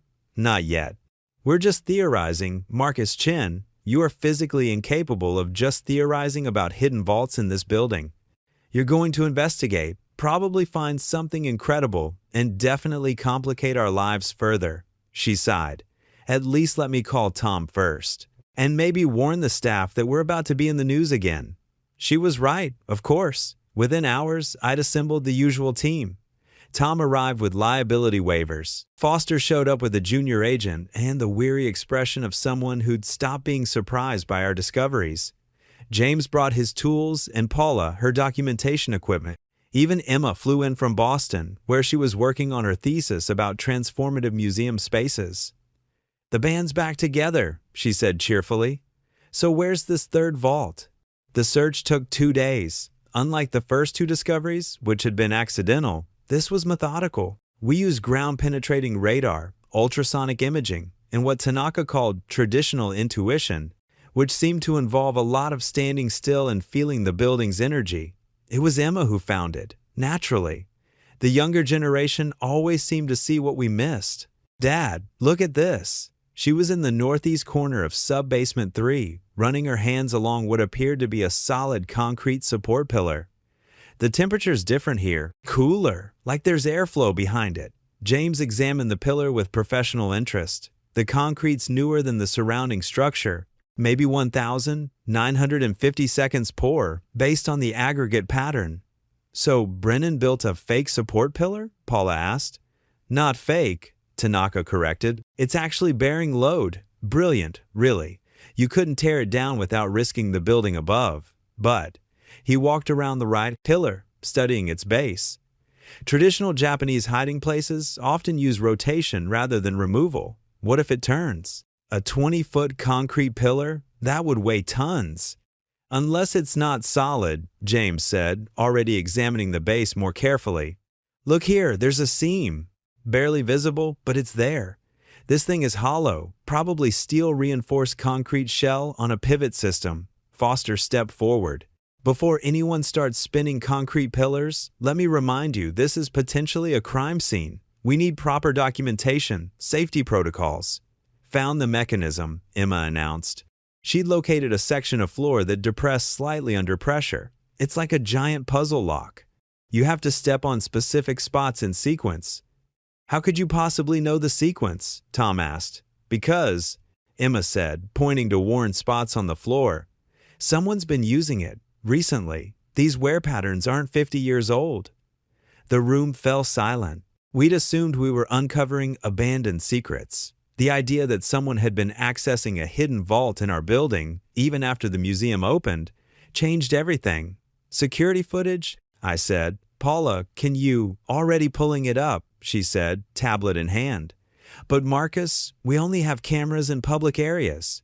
This mechanical space isn't monitored. Foster was already on her radio, calling for a forensics team. But I could see Emma working out the pattern, her engineering mind reconstructing the sequence from wear marks. I think I've got it, she said. It's elegant, actually. based on the Fibonacci sequence. See, the worn spots correspond to Emma, Sarah said sharply. Maybe we should wait for the FBI to, but Emma was already stepping on the pressure points in sequence. 1, 1, 2, 3, 5, 8.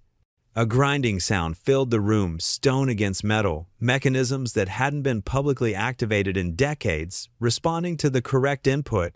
The massive pillar began to rotate, slowly, majestically, revealing what it had hidden for so long. "Nobody move," Foster commanded, but we were all frozen anyway. Behind the pillar was exactly what Tanaka's photographs had shown, a room perhaps 30 feet square, walls lined, floor to ceiling with artifacts. But unlike the water-damaged second vault, this space was pristine. Climate control hummed softly.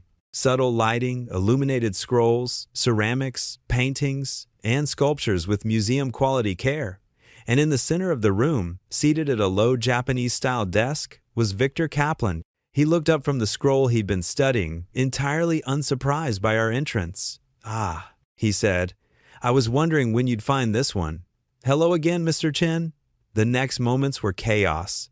Foster drew her weapon, ordering Victor to show his hands. Tom started reciting legal warnings. Sarah pulled Emma back from the entrance. But Victor simply sat there, ancient and calm, like we'd interrupted his afternoon tea. "I'm 92 years old, Agent Foster," he said mildly. "Pointing a gun at me seems excessive." "You've been trespassing in a federal crime scene," Foster said, not lowering her weapon.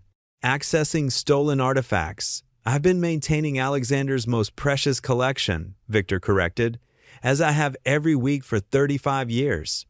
Someone had to keep the climate control functioning, check for insects, ensure the scrolls were properly rotated to prevent damage." "You knew about this when we met," I said, finding my voice. "You sent me to the second vault knowing I'd eventually find this." "The second vault was bait," he acknowledged.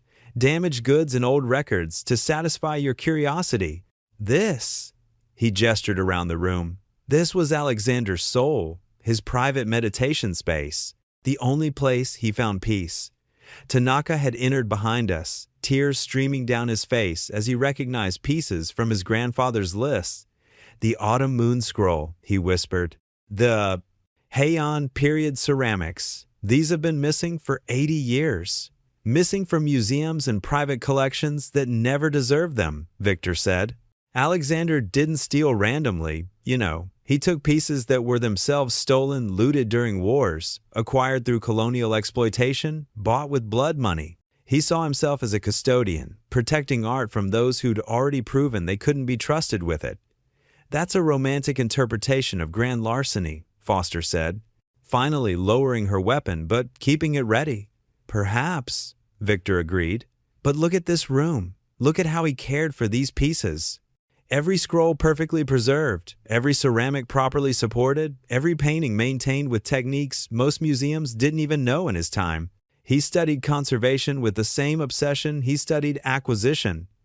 I moved into the room, drawn by the artifacts, despite everything.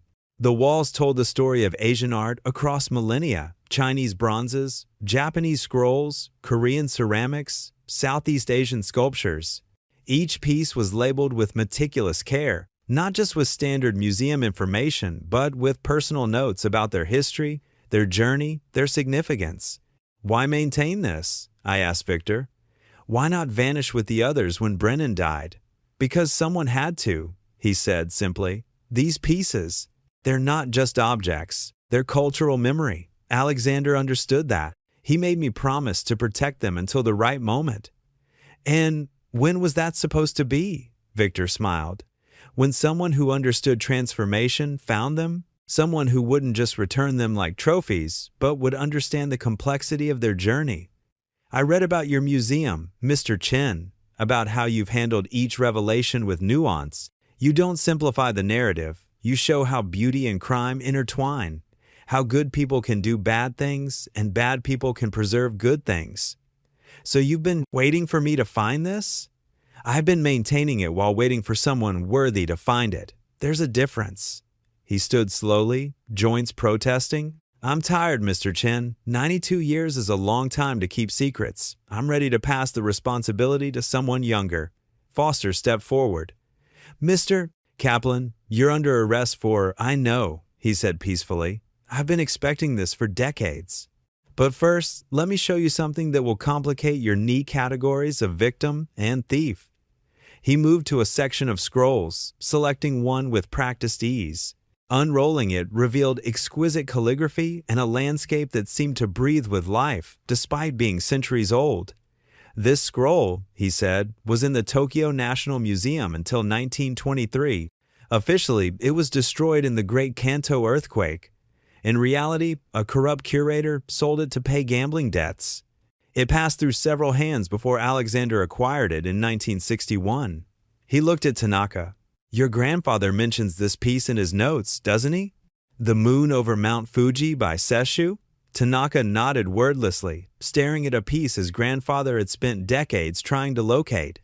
Now, Victor continued, you could simply return it to the Tokyo Museum. But the family of the artist has been petitioning for its return for 50 years, claiming the museum stole it from them in the Meiji Restoration.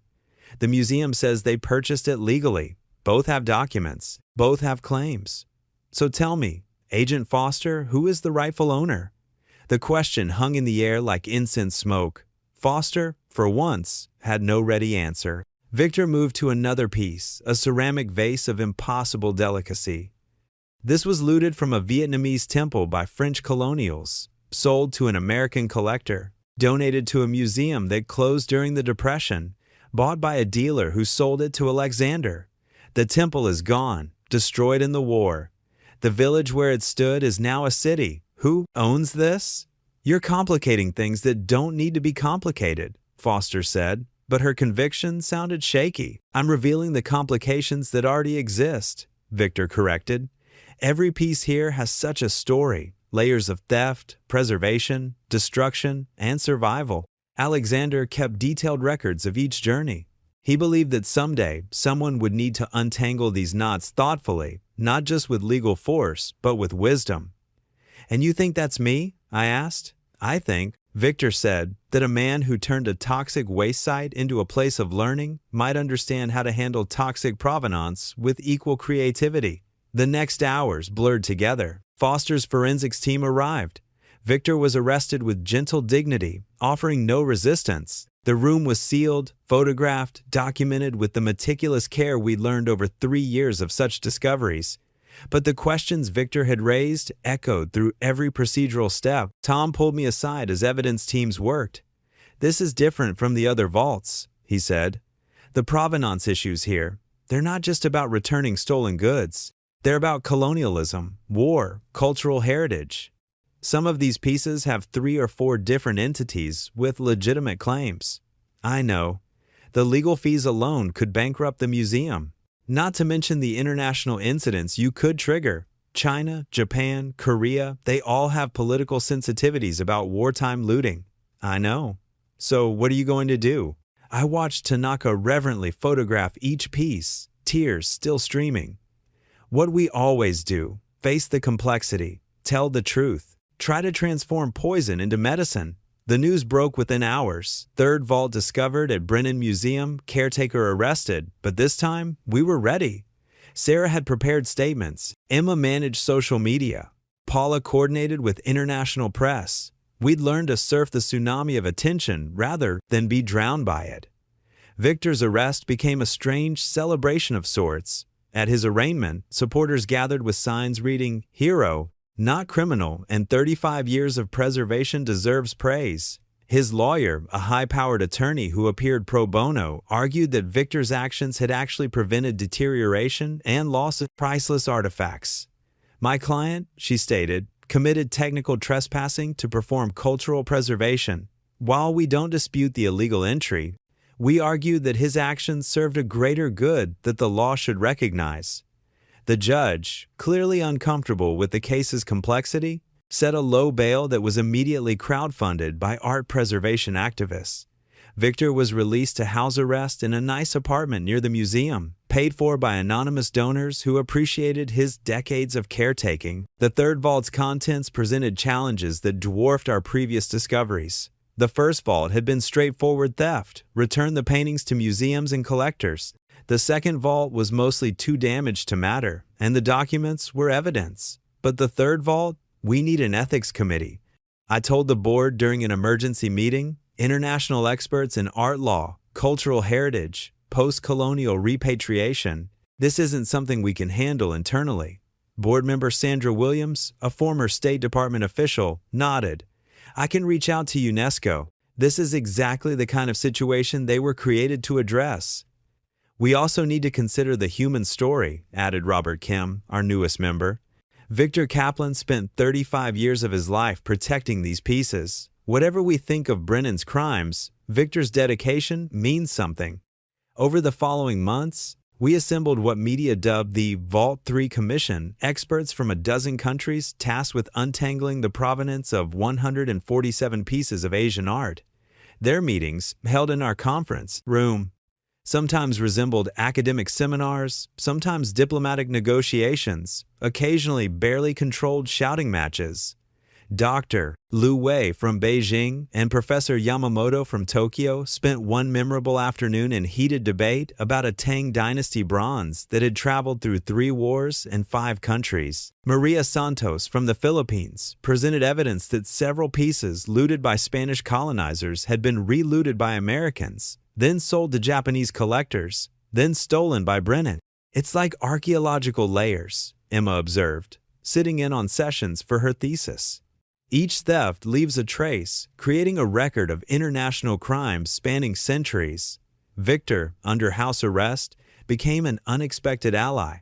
His lawyer negotiated permission for him to consult with the commission, sharing decades of knowledge about each piece's journey. Despite everything, or perhaps because of it, he seemed happier than when we'd first met, unburdened by secrets, finally able to share what he'd preserved. You have to understand, he told the commission during one session, Alexander saw himself as a temporary guardian. He always believed these pieces would eventually return to where they belonged. He just didn't trust the institutions of his time to make those decisions. So he made himself judge and jury, Dr. Liu said coldly. Yes, Victor agreed. Arrogant, criminal, but not entirely wrong. How many pieces in your museum, Dr. Liu, were acquired during the Cultural Revolution? How many in yours, Professor Yamamoto, came from occupied territories? We're all complicit in historical theft. The question is how we address it now. The Commission's work attracted international attention. Delegations arrived from multiple countries. Diplomatic tensions arose when competing claims emerged. The museum became a neutral ground for discussions that had implications far beyond art. Through it all, the museum continued its regular operations. School groups still toured the toxic waste exhibits. Families still marveled at the first vault's reproduction paintings. The second vault's documents had been digitized and made available to researchers worldwide, spawning dozens of academic papers about art crime networks. But it was the third vault that transformed us from a museum into something larger, a laboratory for addressing historical injustices through dialogue rather than litigation. Emma proposed what became the breakthrough solution during a particularly contentious commission meeting. What if? She said, instead of fighting over ownership, we create a new model, rotating custody, shared digital archives, collaborative conservation? Explain. Professor Yamamoto said, take the moon over Mount Fuji scroll. The Tokyo Museum has a claim. The artist's family has a claim. Instead of choosing one, what if both share custody? 6 months in Tokyo, 6 months with the family, with full digital documentation available globally. Both parties become stakeholders in its preservation. Impractical? Dr. Liu objected. The logistics alone. Less impractical than endless lawsuits. Robert Kim interjected. And it acknowledges multiple valid claims without declaring a single winner. The idea evolved over weeks of debate. What emerged was the Brennan Protocol, a framework for handling artifacts with contested provenance through shared custody, collaborative conservation, and open digital access. It wasn't perfect. Some parties refused to participate. Others saw it as legitimizing theft. But for many pieces, it offered a path forward that honored complexity rather than demanding simple answers. The first test came with a Korean Celadon vase claimed by both a Seoul museum and a Buddhist temple. Under the Brennan Protocol, they agreed to 3-year rotating custody, with both institutions contributing to conservation costs and sharing research access. The handover ceremony, held at our museum, became a model for cultural cooperation. This is what transformation looks like, I told the gathered dignitaries, not erasing the past, but building better futures from its fragments. Victor attended the ceremony, special permission granted by the court. At 93, he moved slowly but remained sharp, offering commentary that blended historical knowledge with hard-won wisdom. Alexander would have hated this, he told me afterward. The publicity, the cooperation, the transparency. He believed in control, in possession, but perhaps that's why it's right. We're doing what he couldn't letting go.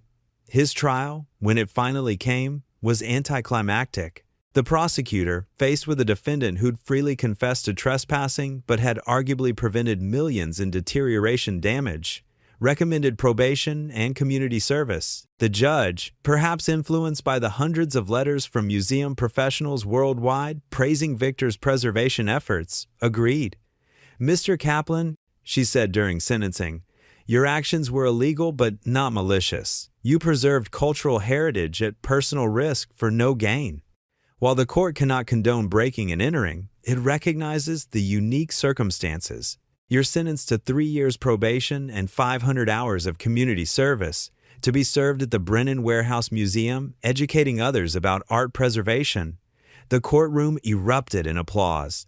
Victor, tears in his eyes, bowed deeply to the judge, then to the assembled crowd, then to me. "Thank you," he whispered, "for understanding, for transforming Alexander's obsession into something meaningful."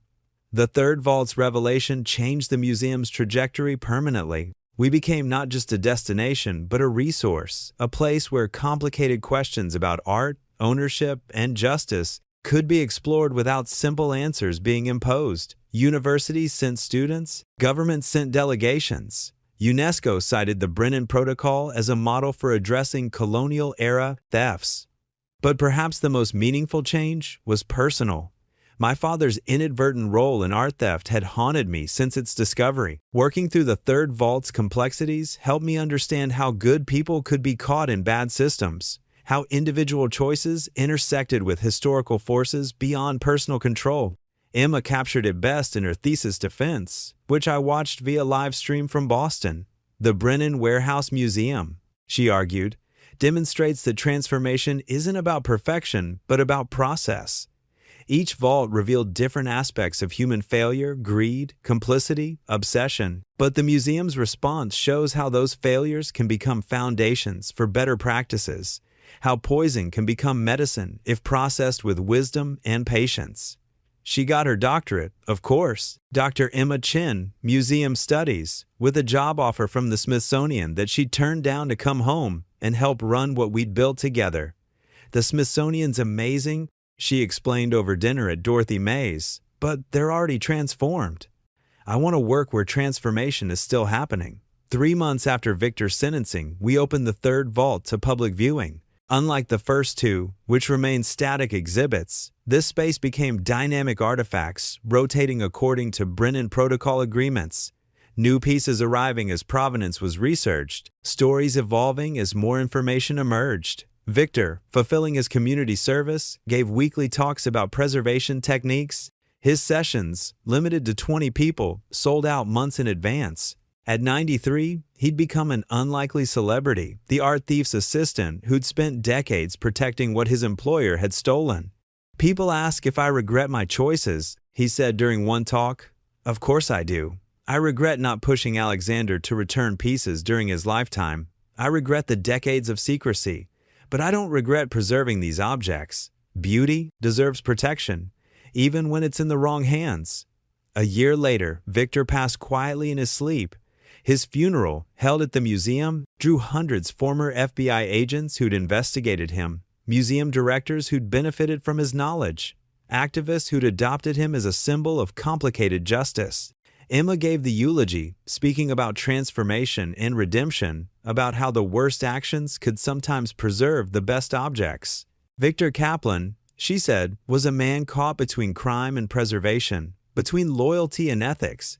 He chose a middle path that satisfied no one fully but served a purpose none of us anticipated. He kept beauty alive in darkness until light could find it. That's not a perfect legacy, but it's a human one. His will contained one last surprise. He'd left journals, detailed accounts of his decades with Brennan, insights into the man behind the crimes, observations about art and obsession, and the price of secrecy. He'd also documented every visit to the third vault, creating a preservation log that became invaluable to conservators. But the most significant bequest was a letter to me, delivered by his lawyer after the funeral. "Dear Mr. Chen," it read, "by now, you've discovered all of Alexander's vaults. Yes, all three. No more hidden spaces, despite what sensation seekers might claim. You've also discovered that transformation isn't a destination, but a journey. The warehouse will continue revealing stories because every object contains multitudes. I leave you not with answers, but with a question. What will you transform next? The warehouse was your first project, but surely not your last. Poison exists everywhere, waiting to become medicine. You've proven you have the patience and wisdom for such alchemy. Thank you for showing an old man that his crimes could serve redemption. Thank you for understanding that preservation and theft could coexist in one heart. Thank you for transforming Alexander's madness into education. With respect and hope for your future transformations, Victor Kaplan, P.S. Check behind the filing cabinet in your office. One last gift, not stolen, I promise." Behind the filing cabinet, I found a package wrapped in archival paper. Inside was a painting, small, exquisite, clearly old but unfamiliar. The note attached explained, "Painted by my wife, Sophia, in 1953. She understood my conflicts before I did. She painted what she saw, a man caught between light and shadow, preservation and crime. I kept it in the vault not because it was stolen, but because it was true. Now it belongs with someone who understands such contradictions." The painting hangs in my office, still a woman's perception of a man's moral complexity, a reminder that transformation begins with acknowledging our shadows. 2 years after Victor's death, the museum completed its most ambitious project yet. Using settlement funds and donations, we purchased the abandoned chemical plant adjoining our property, another toxic site awaiting transformation. The expansion would double our space, allowing for broader exhibitions about industrial history, environmental justice, and art's role in social change. "You sure about this?" James asked as we surveyed the new property. "One toxic transformation nearly killed us. You're voluntarily taking on another?" "It's what we do," I said. "Find poison, process it, produce medicine. Besides, who else would be crazy enough to try?" The second transformation took 3 years. No hidden vaults this time, just the ordinary horrors of industrial contamination and the ordinary miracles of human determination. Emma led the project, applying lessons from our first experience while innovating new approaches. The expanded museum opened on the 10th anniversary of my $1,001 bid. The ceremony drew thousands, former skeptics, now supporters, international delegations studying our methods, local families who'd watched us transform their neighborhood from industrial wasteland to cultural destination. Sarah and I stood on the roof deck, watching crowds explore spaces that had once been too toxic for human presence. Emma joined us, along with Tom, Paula, James, the core team that had lived through every revelation and revolution. 10 years? Sarah marveled. From bankruptcy to this. From one warehouse to 2, Tom added. From local contractor to international consultant on toxic site transformation. Indeed, the Brennan model had spawned similar projects worldwide. Contaminated sites in Detroit, Manchester, and Sao Paulo were being reimagined as cultural spaces. We consulted on each, sharing hard-won knowledge about processing industrial poison and historical trauma simultaneously. "What's next?" Paula asked. "We've conquered toxic waste and art crime. What's left?" I thought about Victor's question, "What will you transform next?" The answer had become clear over years of processing poison into beauty. It wasn't about finding the next warehouse, but about recognizing that transformation itself was the goal. Everything's left, I said. Every abandoned space, every buried secret, every toxic legacy waiting for someone patient enough to process it. We just keep going, $1,001 at a time. Emma laughed. The Chin family business turning poison into medicine since 2019. Could be worse family businesses, I said, thinking of my father's unwitting involvement in art theft, of how that shame had transformed into understanding and eventually into purpose. As the celebration continued below, I reflected on the journey from desperate contractor to accidental museum founder to intentional transformer of toxic spaces. The warehouse had taught me that the worst places often hide the best possibilities, that secrets revealed lose their power to poison, that beauty and crime intertwine in ways that demand wisdom rather than judgment. Victor was right. Transformation isn't a destination, but a journey. The warehouse would continue revealing stories because every object, every space, every person contains multitudes. Our job was simply to keep digging, keep cleaning, keep transforming, trusting that poison processed with patience and wisdom could indeed become medicine. The museum lights glowed against the darkening sky, beacons of possibility in a city that knew both industrial triumph and industrial failure. Below, in vaults once hidden, artifacts told stories of theft and preservation, of beauty surviving despite humanity's worst impulses.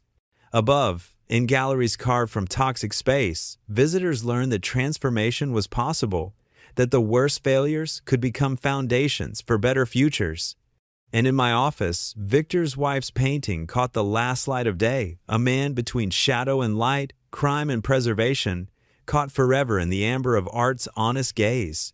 It reminded me daily that we all contain such contradictions, that transformation begins with accepting our shadows along with our light. The warehouse had one more lesson, delivered 10 years after that desperate auction bid.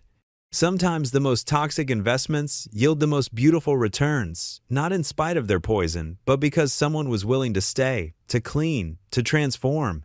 Someone willing to bid $1 more than seemed sensible, then follow that foolish courage wherever it led. As I locked the museum that night, I smiled at the brass nameplate we'd installed by the entrance, the Brennan Warehouse Museum, where poison becomes medicine. Emma had wanted something more poetic, but I preferred the directness. We were what we were, alchemists of abandoned spaces, processors of historical toxins, believers that beauty could emerge from the worst origins if tended with patience and wisdom. The toxic warehouse on South Paulina Street had become something unimaginable, a place where art crime became education, where industrial poison became environmental awareness, where family shame became institutional purpose. Proof that transformation, while never perfect, was always possible for those willing to do the work, and the work would continue. Tomorrow would bring new challenges, new revelations, new opportunities to transform poison into medicine. But tonight, walking through galleries built on toxic ground, surrounded by stories of human failure and human resilience, I felt the deep satisfaction of work well done. The warehouse had made good on its promise, revealing treasures worth far more than the $450 million in stolen art. It had revealed that transformation was always possible, that the worst spaces could hide the best surprises, that sometimes the most desperate bids yield the most unexpected returns. $1,001. Such a small price for such large lessons. Such a modest investment for such profound returns. The toxic temple had become a palace of transformation, and we were all its grateful servants, processing poison into beauty, one revelation at a time.